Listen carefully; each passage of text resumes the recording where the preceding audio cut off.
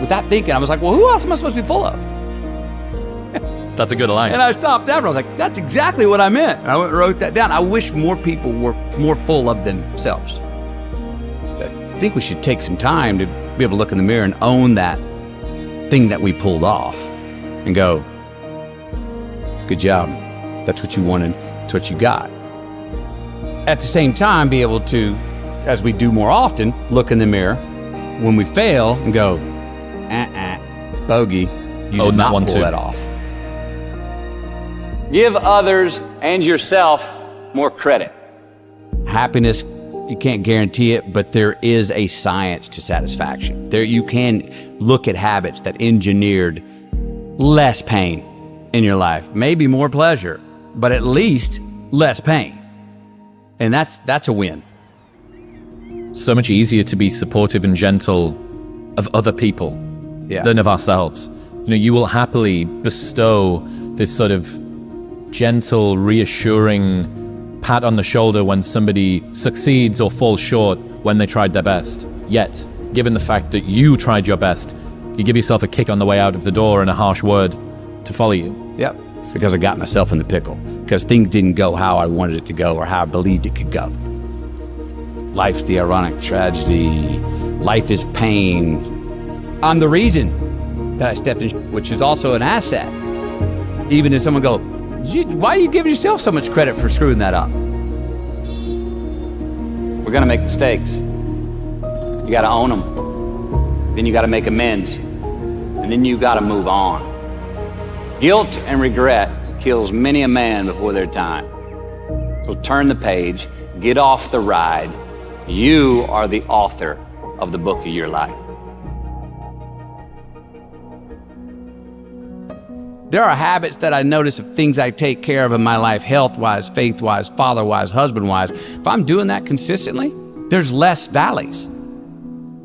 The ironic tragedy is that life has to be lived forward, but only makes sense in reverse. Right. When you look back, we can all connect every single dot. It's mathematical, scientific, how we got to this table right here. It's all connected if we go back and look at it. And there's a whole lot of, I thought that was the end. Well, it was the end, but it was the beginning of this thing. What you're leaning into is that mystery going forward, right? That ironic tragedy, that you have something to push off the, well, I don't know what I do want, but I do know I don't want that. You have leverage. Yes. You know, it's there. You know, we always say, well, who are you? You know, once you figure out who you are. And we ask, I try not to ask my kids that now. Well, I want you to know who you are.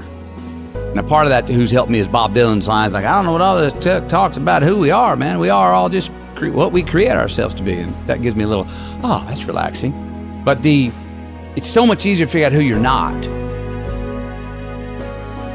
And if you start eliminating the who I'm not, by sheer mathematics, you end up moving toward who more of what feeds you and who you are. And it's a hell of a lot easier thing to go, how can I get rid of some bullshit in my life, than it is to go, well, how do I go to my true self? Do I want to press the accelerator more quickly, or do I want to take my foot off the fucking brake? Sometimes the hard work and the endurance and the elbow grease, the work harder we were talking about, that hustle is not the way out. Sometimes it's, I need to back up, laugh, have a sip of my favorite whatever, and dance my way through the raindrops out of this summer. And even looking at the things that are bad and going, oh, thank you. Appreciate that. I think one of the themes of your worldview that I've become familiar with is alchemizing bad times into good ones. A reminder that things that seem bad can end up being good. How can people, or how do you have more of that perspective during a hard time?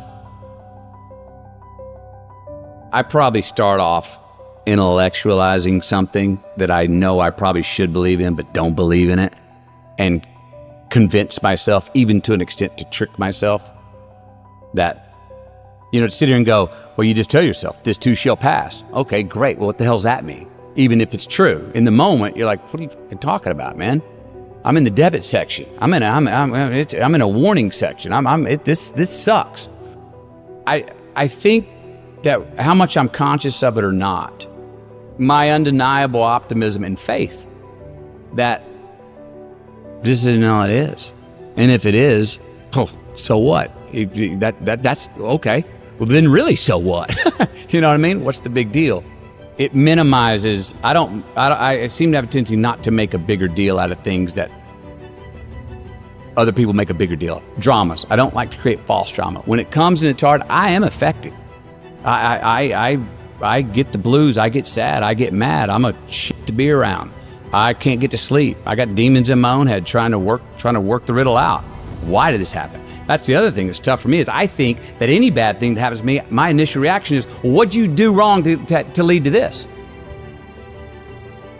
Heard a quote recently that said, every man knows reflection and introspection when he's at his lowest. Bad times, you can't do anything other than wallow in retrospective assessment. Yeah. But one of my favorite things I've learned from you is when things are going well, given that that's presumably what you want to have more of, maybe worth deconstructing that. Yes. Can I try and bottle some science here to why things are going well? And I did find consistencies. You were appreciating more. You were pointing out beautiful things and not taking them for granted. And so I found a list of things. I was like, and when I get off track, I try to remind myself, you've been slacking on some of those. I've definitely found consistencies, and I think we all have them if we just notate them along the way, that they're not by accident. Let's cheers. Let's have a cheers on the way for all the things that will work for when we have it going right. Also knowing that it's not forever, that we will have a mountain to climb here shortly. What's my best advice I need to give myself right now is listen to my own damn advice.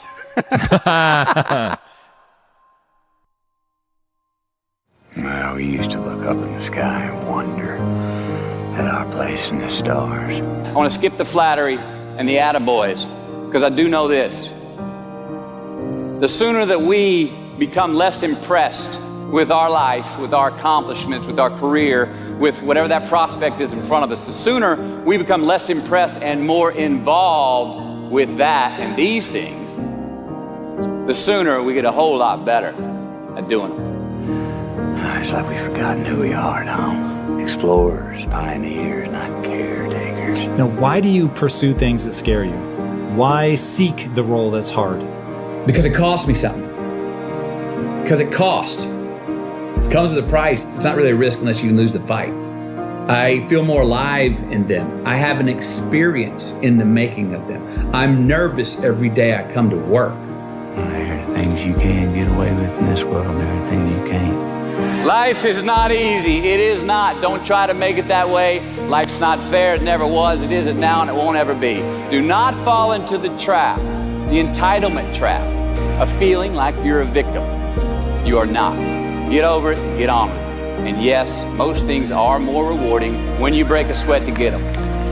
I feel like when I nail a day and I knock it and I know I did, I feel like, yes. I have a measure at the end of the day of like, you set out to do something, you prepared for it, you had intention, and you did it. That gives me gratification. That makes me feel, gives me significance. That gives me confidence. So be brave, have courage, and when you do, you get stronger, you get more aware, you get more respectful of yourself and that which you fear. I want to talk about our opponent this afternoon. They're bigger, faster, stronger, more experienced, and on paper, they're just better. And they know it too. But I want to tell you something that they don't know. They don't know your heart. Well, because heading out there is what I feel like I was born to do. And it excites me. Just because you can? Nah, come on. It's not a good enough reason to do something. Even when it means having more. Be discerning. Choose it because you want it. Do it because you want to. It's on you. It's on you.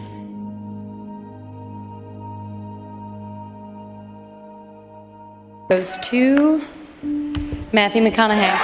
I had a very important person in my life come to me and say, who's your hero? And I said, I don't know, I got to think about that. Give me a couple of weeks. I come back 2 weeks later. This person comes up and says, who's your hero? I said, I thought about it. You know who it is? I said, it's me in 10 years. So I turned 25 10 years later. That same person comes to me and goes, so are you a hero? And I was like, not even close. No. She said, why? I said, because my hero is me at 35. So you see, every day, every week, every month, and every year of my life, my hero is always 10 years away.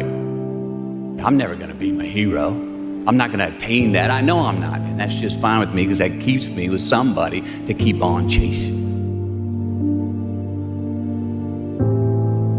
So to any of us, whatever those things are, whatever it is we look up to, whatever it is we look forward to, and whoever it is we're chasing, to that I say amen. To that I say, all right. To that I say, just keep living, huh? Thank you. Nobody has ever choked? I have. You know what I'm talking about, fumbling at the goal line, stuck your foot in your mouth once you got to the microphone, had a brain freeze on the exam that you were totally prepared for, forgot the punchline to a joke in front of 4,000 graduating students at the University of Houston commencement. Or maybe you've had that feeling of, oh my God, life just cannot get any better than this moment. And ask yourself, do I deserve this? Now, what happens when we get that feeling? Tense up. We have this sort of outer body experience where we are